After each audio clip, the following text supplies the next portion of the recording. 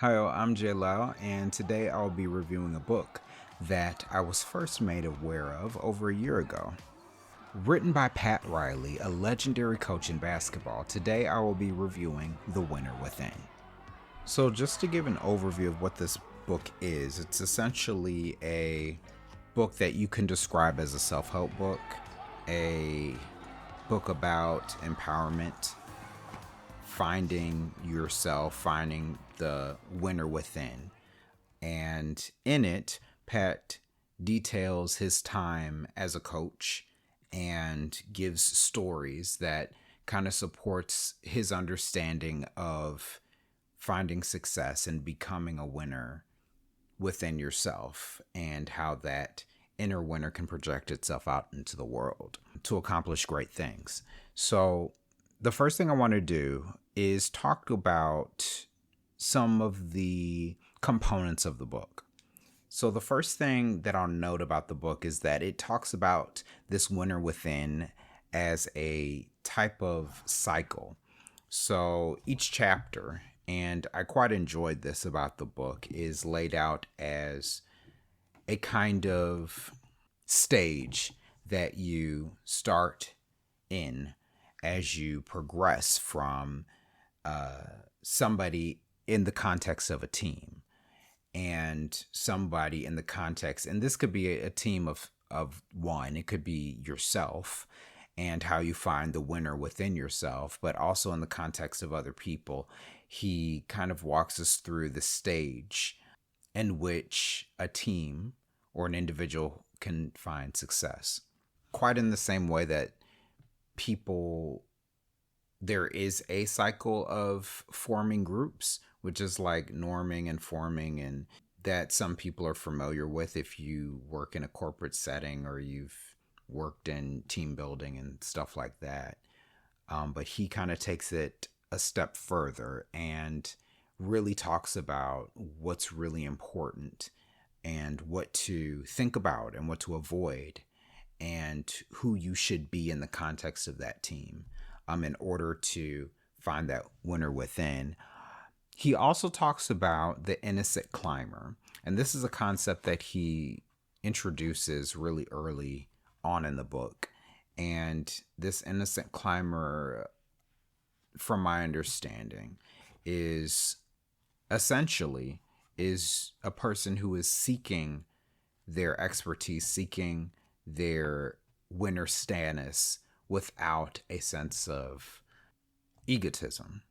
So you really want somebody in the context of your team to be seeking their winner status without wanting to be, wanting to be the best, wanting to make it all about yourself. And so this innocent climber, even though it is the first stage of his cycle of the winner within, is something that he brings up multiple times throughout the entire book about someone who is not egotistical in that team context. He also paints a picture of why people who seek success in the context of a team who aren't an innocent climber often have roadblocks to their own success and the success of their team because of the egotism and the selfishness and the greed that are kind of baked into why somebody might seek success within a team but comes at it from something other than a selfless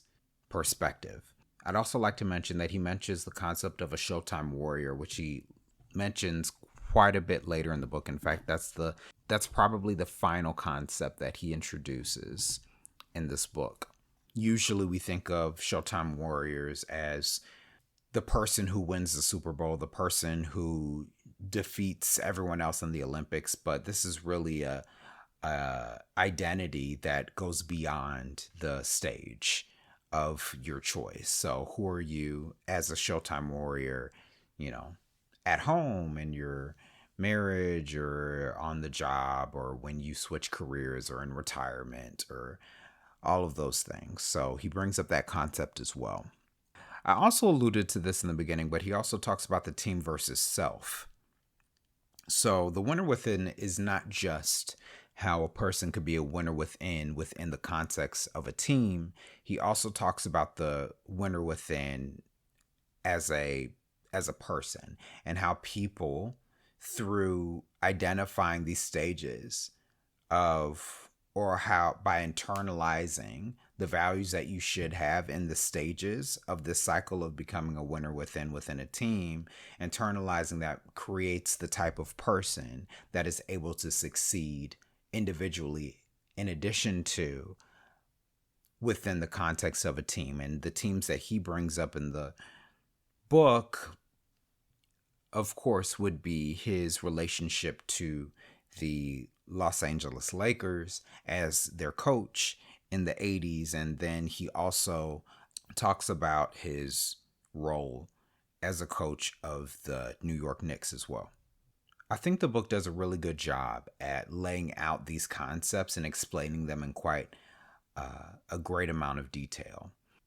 I hope that you take a look at the book yourself and see what these concepts are to you and how they can be applied to your life. This winner within, that cycle of winning within a team and even within yourself, being an innocent climber, somebody who is climbing and comes into that context of, I want to be the greatest, I want my team to succeed, with a selfless attitude. But also the Showtime Warrior, somebody who is always ready to present, someone who's always ready to excel and perform at a high level when they're on that stage, when it's their time to shine. And then also that team versus self, how can I apply these notions and these concepts to the groups that I'm a part of, but also in the context of who I am and how I want to progress and succeed in my own life.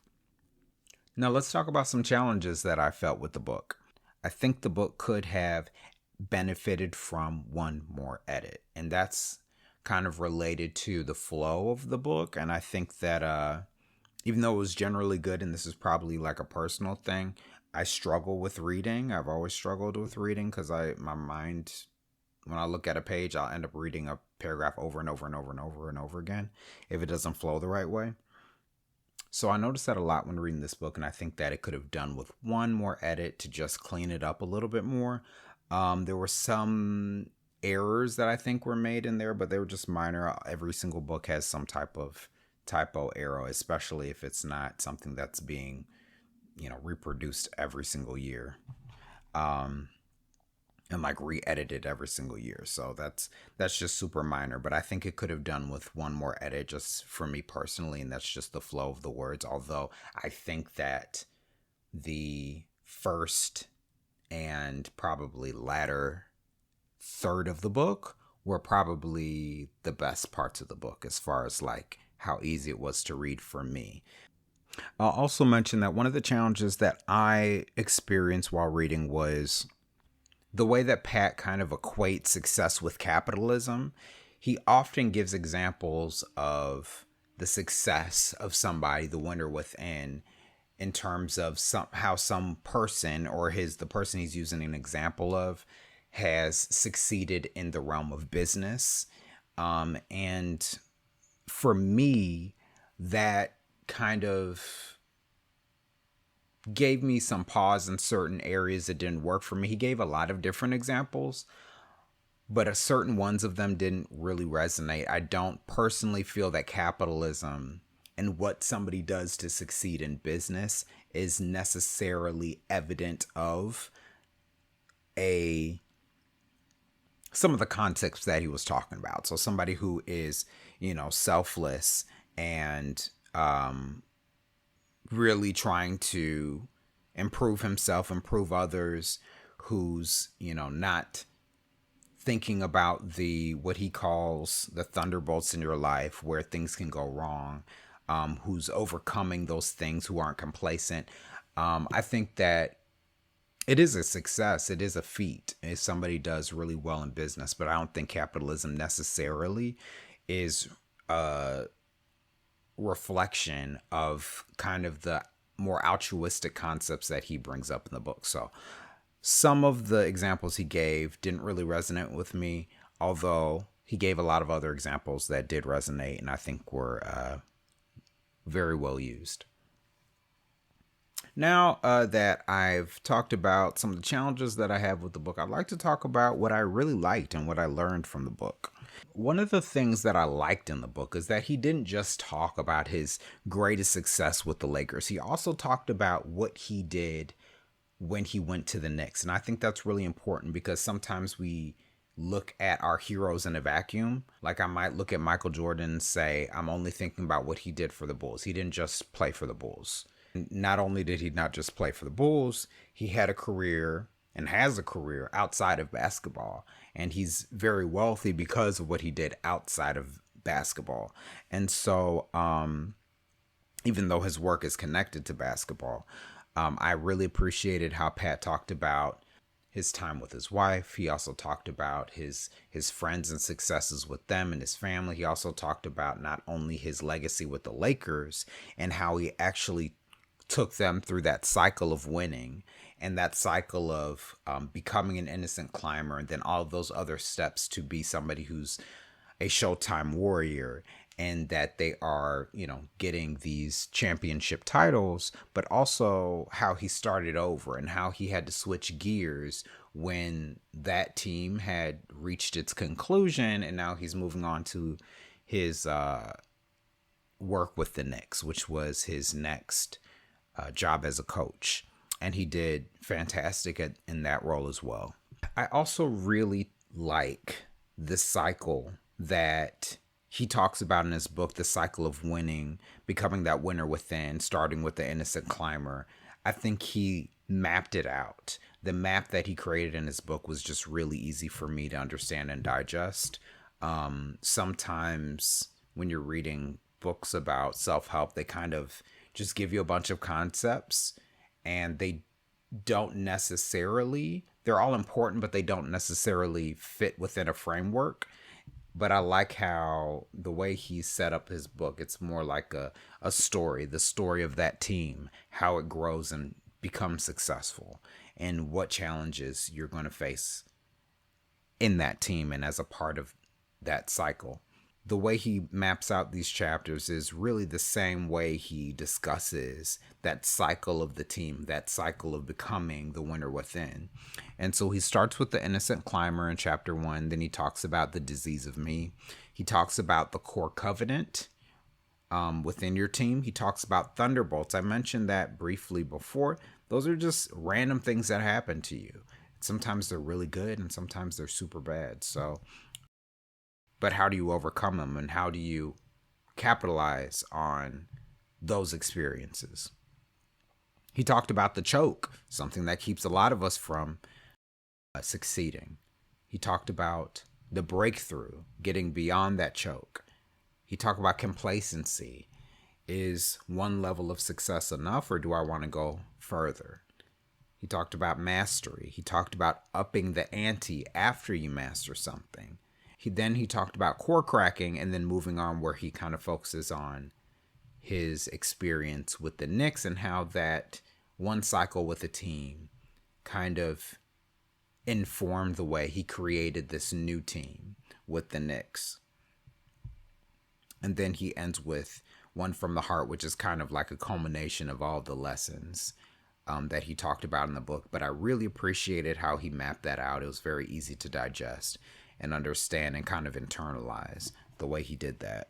What I learned in this entire process of reading this book, what he talks about in the book, is really just beyond your individual effort in any individual team. So when I think about this team, it's really easy for me to apply this to a job that I had recently and how we succeeded in that team, but how it eventually fell apart. And a lot of the different concepts that he brings in, it helps you understand that it's not just about your own individual effort.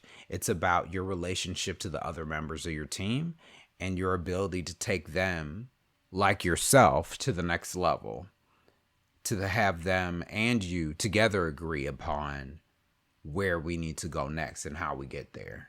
I think that's really powerful, and it was really helpful in getting me to understand even how and why I moved on from that previous job. Quite like the Lakers and basketball teams in general, when I was a part of that team, I, gave my best. I tried to take it to the next level. I was really captivated and interested in our core covenant, what we believed in. But just like a lot of basketball teams, we got new players. So we got new players coming in on the team. They had their own concepts and their own desires. They had their own interests. And so that impacted our resolution. And in addition to that, we had some players leave the team. And now they're outside their team or they have a different role. And that impacted our core covenant, what we're all focusing on. And because of that, we had issues with upper management, the same way he kind of talks about his issues with the Lakers. So it was really interesting for me to take my experience working in this corporate job to his experience in basketball and then the corporate structures of the NBA. In addition to that, I think that it's really interesting to be able to apply it to the self, because he does this a lot. He talks about the winner within in the concept of a team, but he also talks about it within the concepts of the self and how a person becomes a Showtime warrior, how a person can become a winner. And to me, I think that I've always had a little bit of a cognitive dissonance when it came to the concept of having or believing that I could be a winner, because I ultimately looked at it as a display of not exactly narcissism, but at least egotism, to say I'm a winner, I'm the best. It didn't really make perfect sense to me. And this is me talking about my whole life. That never really made sense to me necessarily. I liked the idea of succeeding. I wanted to win when I competed, but to believe that about myself personally didn't quite make sense. It seemed like an act of egotism, which I wasn't sure if I agreed with. But I think what the winner within, outside the context of competition, outside the context of the team, to be a winner within in your own life, is really about understanding the ways in which you can achieve the version of yourself that is receptive to all the desires that you have in life. The winner within is somebody who's, regardless of whether or not you achieve what you want when you want it, becoming the winner within allows you to achieve in all aspects of your life. It allows greatness and achievement to flow into your life, so that when you do attempt to do something, when it is your opportunity to have something, when it is the time for you to act or the time for you to receive, you're prepared for that. You have what you need. You're ready to capitalize it. You're ready to receive it. You're going to do what you need to do with it. Being a winner within isn't so much about egotism. It's about the innocent climber. Being that innocent climber is so important to his concept, because it's somebody, this innocent climber, and he talks about it throughout the whole book. It's somebody who understands where they are and they want to continually get better and greater. And they're doing it without a sense of egotism. They're doing it without a sense of this is mine, or I have to have it, or I'm better, without actually proving it, without actually putting in the effort. The innocent climber is somebody who is selflessly and wholeheartedly pursuing greatness because that's who they are. That's who they want to become. So that's what I believe I took out of the book, that lesson.